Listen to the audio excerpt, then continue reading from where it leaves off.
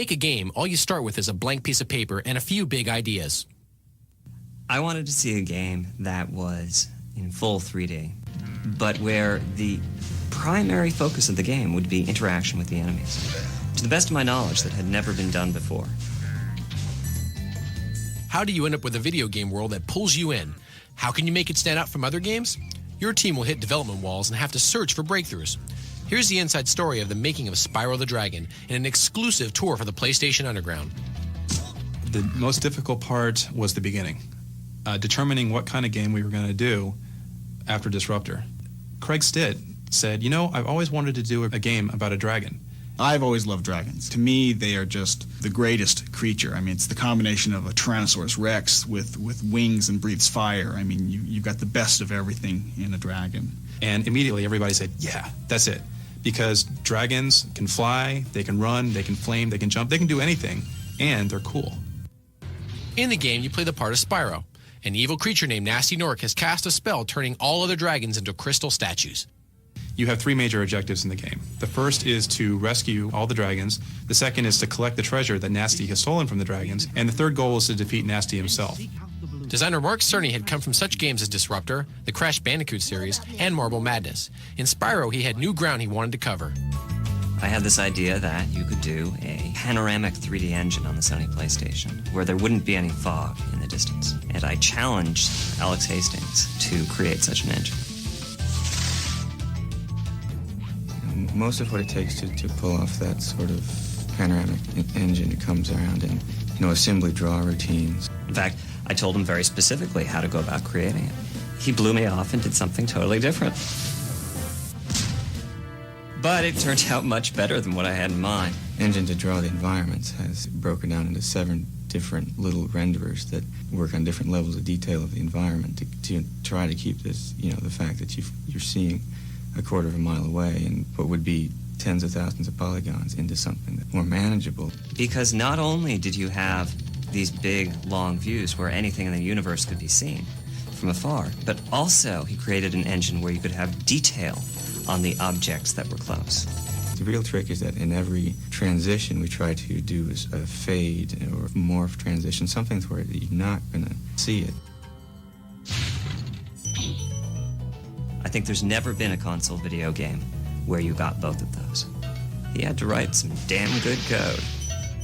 The fact that this game is coded specifically for the PlayStation is probably our biggest advantage. When you compare it to, say, a PC or other console platforms out there, the PlayStation is really different. The things it can do well is it can draw an enormous number of polygons. Some of those guys have 5,000 polygons in them. You'd never try to do that on any other console. Well, I think the flying levels really were a surprise for us. Everybody loved it. We made sure that we had more of them. I've played the flying rounds, the free flight rounds over and over again, trying to get through all the obstacles in the shortest amount of time and trying different paths to see if I can beat the record. You can easily waste an hour or two doing that and not even realize it. The DualShock analog controller really allows a great feel and a good freedom of control. You can just point it any direction you want and you're going there. And they've integrated the feedback in there too. You can ram yourself into a wall and you'll just feel it come back at you. The game also has features especially for hardcore gamers. In every single instance where you can super dash, there is a secret place you can get to. That is our challenge to all the really good players out there. Not to go out and buy a hint guide or read about it in magazines, but to find out for themselves where it is they can go or what it is they can do. Another feature that pulls you in is the soundtrack. Spyro includes some well-known voices. Don't worry, the only one who's going to be trapped is him. When we were putting together the voice of Spyro, we talked to Carlos Alazraqui first and last, as it turned out. I think we went through about maybe 5 or 6 versions, where he was like really, really young and had Lionel up in the nose, and then he was like really cooler and older, and they actually recorded something like that, but then they found out he was too mean. So then we just kind of did a mixture in between the two, where it's kind of like he's really kind of a go-getter kind of guy and kind of tough, but really kind of nice. Be on the lookout for North Commandos, Spyro. The other big voice part of the game is with the dragon. One of the voices that we've relied upon a lot is Clancy Brown, who's well-known actor who was in Starship Troopers. The dragons are freed from their crystal, and then they give him advice and tell him how to play the game cryptically, you know, to teach him how to fly, how to use the buttons, where to go, what to say, who to do, who he has to fight, who he doesn't have to fight. As soundtrack and gameplay come together, is Spyro a world that pulls you in? It's already had an effect on the team. Actually, now, if you walk around the office, a lot of people speak in the voices of the characters. What? Album. Oh! Ow. You can put that on the tape, I know. That's the only thing I'm going to have on there.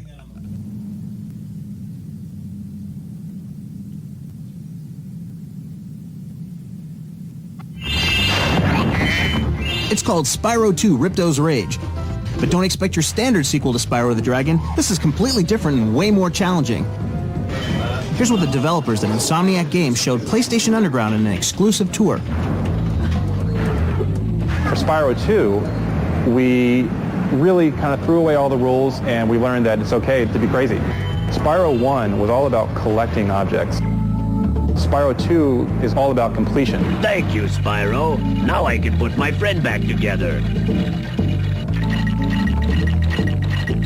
So in every level, whereas in Spyro 1 you just did the same thing, in Spyro 2 you're now doing at least 3 very different things from each other. We have what we call talisman challenges and orb challenges. The talisman challenges are more straightforward.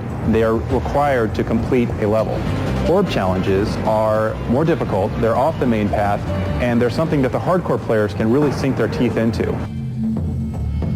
We added about 40 mini-games. Saving the little cavemen from the giant lizards is the hardest puzzle. Even experienced gamers need 10 or 15 tries. They all have that kind of addictive quality where it's, okay, just one more try and I'll get it. These challenges give Spyro 2 a much greater depth and creates more variety than Spyro 1 ever had.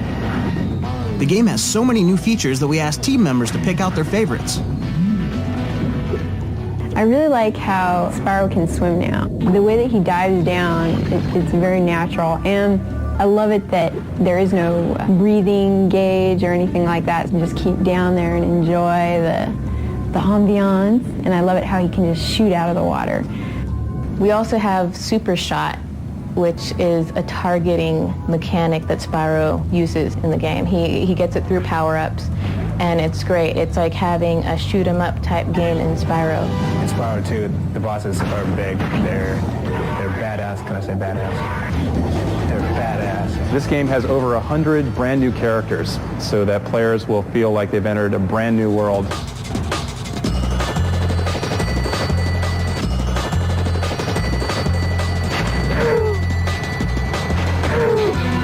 I love the hockey.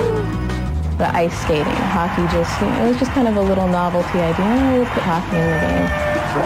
And it worked. I've seen people in the office play it and just, hockey, I want to play more hockey. And play they did. To take a break, artists took on programmers in a game of broomball.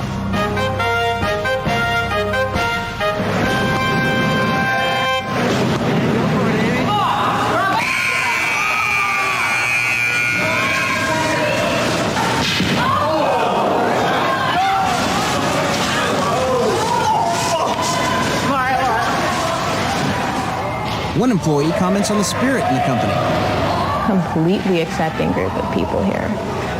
There's a lot of courtesy. Everybody's very courteous to everybody else. There's a lot of respect here, and it's very refreshing. On the ice, the group found out that sitting at a computer for months takes a toll on athletic performance. Okay, this is where you want to hit it in.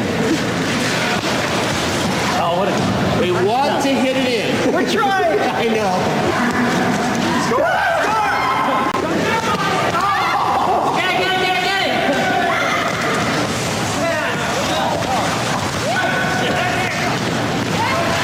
The game turned out to be a tie, with only a little bloodshed. We had a couple final questions for the team. Is one of them most like Spyro? That's Chuck. Chuck. Chuck.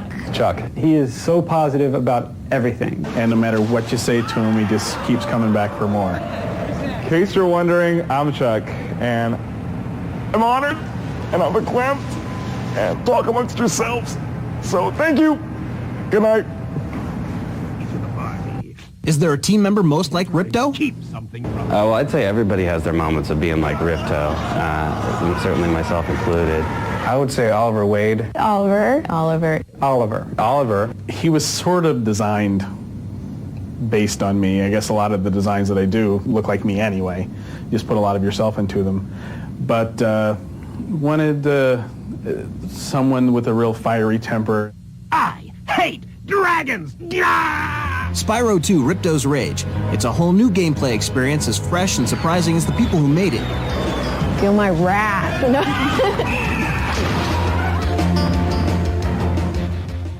You're going to take us through the process of building Spyro 3. That's right. Cool. Is this the overworld of Spyro right here? This is just one level, and this is just one main section of a level, and I hand this off to an artist who will do the wireframe and or texturing on it. So you're actually building the wireframe in what program is this? What are you guys working on? This is Alias, actually. Alias, okay. Yeah, and I'm using a map that was drawn up by one of the designers. You can see that the map has actually been scanned in. Cool. And I'm building right on top of that, so I can be pretty exact. All these buildings have detailed interiors that you run around in. You're working on the Vectrex version of Spyro 3. That's right. This is the incredibly complex wireframe that we have to sort of mentally decipher.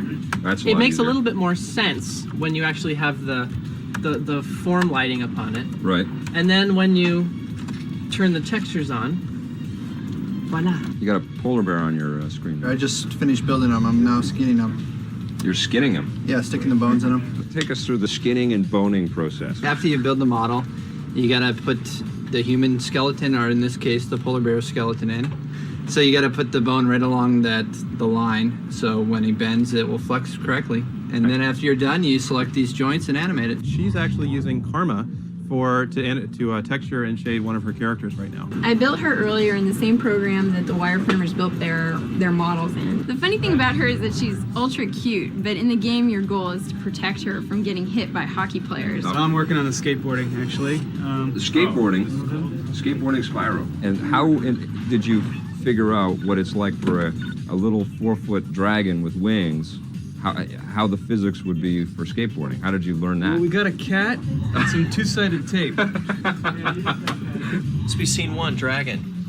Have you seen any giant chickens around here? Who wrote this line? Everybody here spends a lot of time participating in the game design. There isn't one person that says, hey, I'm dictating what's going to make this game great. Everybody puts in their 2 cents, and as a result, we get games that are much more varied, much deeper,